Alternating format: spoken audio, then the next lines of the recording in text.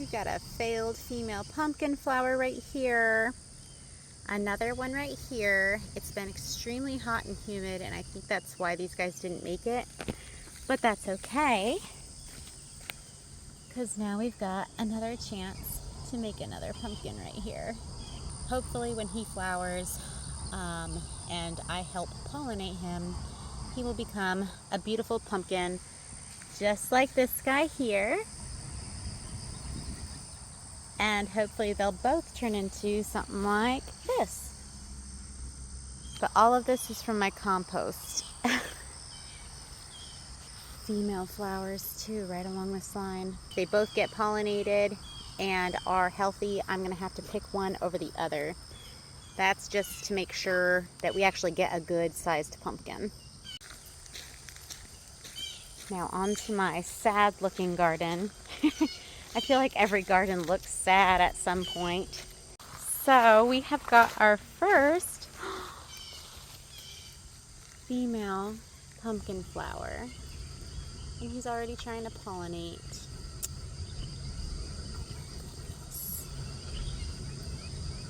Thanks, buddy.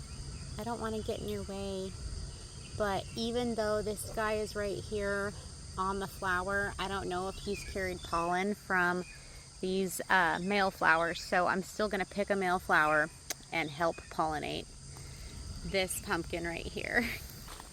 Oh, we have another one too. Oh my gosh. Oh, I love it. And there's a baby that I helped pollinate. I'm hoping he makes it. He's still rather tiny. So I'm going to take this flower from this plant, which is not the same plant. It's the other plant. And I'm going to use him to pollinate. I just feel like you would have more success not using the same exact plant. I'm sure it would be fine, but in my biology mind, I'm like, no, I think it might be easier to, and better to use a different. I just think it'd be better for this flower and have better success by using one from a different plant. Create a stronger pumpkin. There's no flowers over there yet, but all of these are doing really well. It's very therapeutic being out here and doing this every morning. I absolutely look forward to it. I love to see all of the new growth, and there's always something new and different growing in the garden, but to see things that will eventually turn into a fruit if it's treated correctly, that literally gets me super excited. Got this basil. Like, there's still so much basil. I'm gonna have to dry a lot of this, which is fine. We use dried basil in a lot of dishes, and it's really good for you. So now on to something else.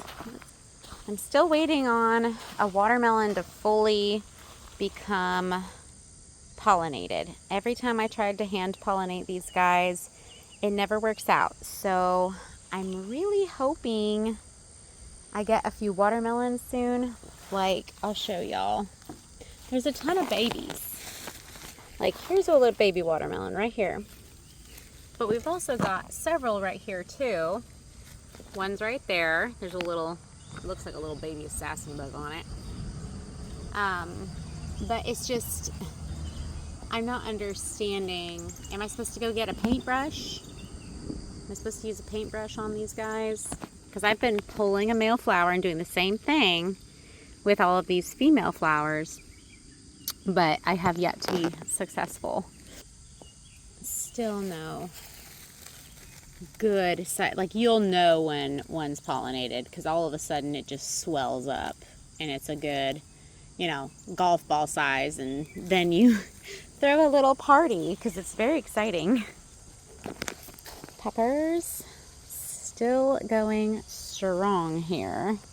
Tons of baby peppers to replace all the ones that I just recently picked. My asparagus is still ferning, as you can see. So many ferns. They're so pretty. Very lavish and they are full of water, which I guess is great for these peppers. So I don't know. I don't know. I think I just need to be more patient. There's another one.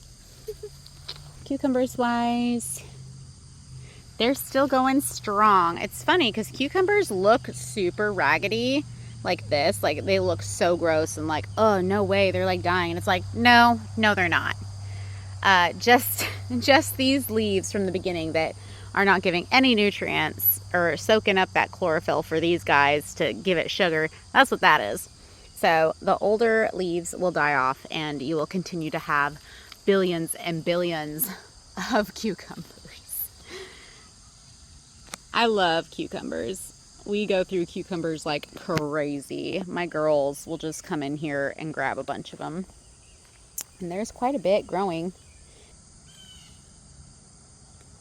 But again, I mean, we'll eat these guys throughout the day. Cucumbers are amazing for hydration. Obviously, you know, they're pretty full of water, but they are also a really good source for soluble fiber too, and they help in digestion.